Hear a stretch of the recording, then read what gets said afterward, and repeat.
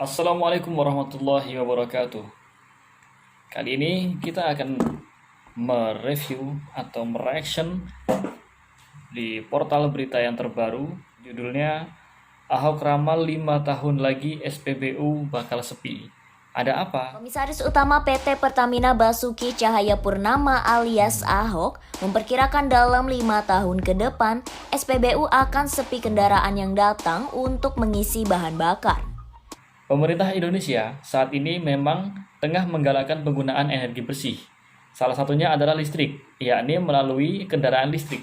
Jadi sekarang negara kita, negara Indonesia itu sedang merintis yang berupa kendaraan listrik, yang mana tenaganya itu menggunakan tenaga listrik.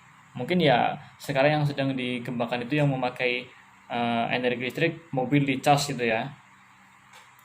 Jika pemakaian kendaraan listrik semarak dipastikan tidak sampai 5 tahun ini, stasiun pengisian bakar bahan umum atau SPBU akan sepi.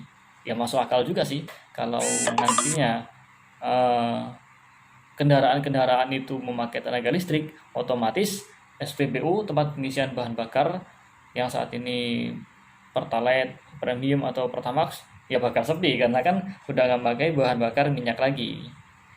Hal itu disampaikan oleh Komisaris Utama PT Pertamina, yakni Basuki Cahayapurnama alias Bapak Ahok. Ia meramal ada ancaman bagi Pertamina selaku penyedia SPBU bensin untuk kendaraan bermotor baik roda 2 maupun roda 4. Pak Ahok menyampaikan, saya yakin tidak sampai 5 tahun kendaraan motor ganti listrik.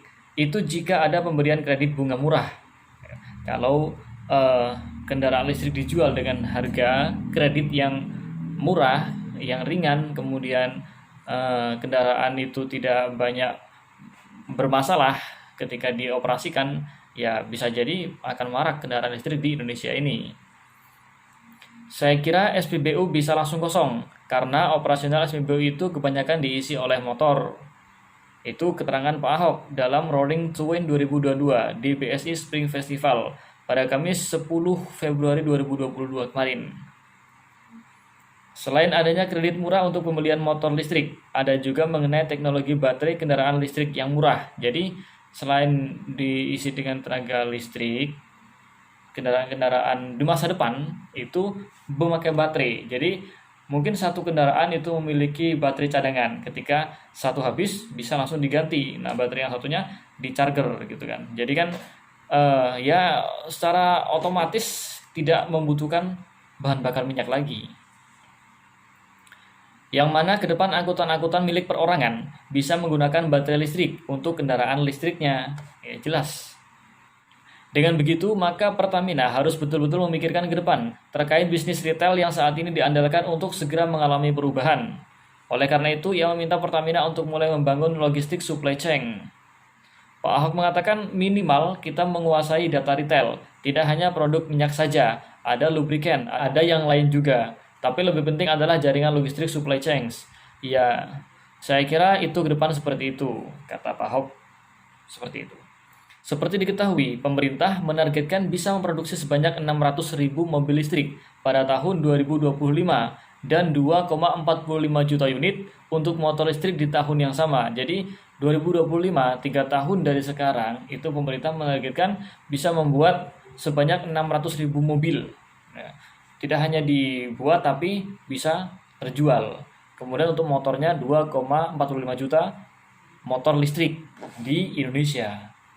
Jadi dalam jangka beberapa tahun ke depan itu pemerintah sudah merencanakan akan mengubah kendaraan yang saat ini memakai bahan bakar minyak itu menggunakan bahan bakar listrik, bukan bahan bakar sih, memakai tenaga listrik. Jadi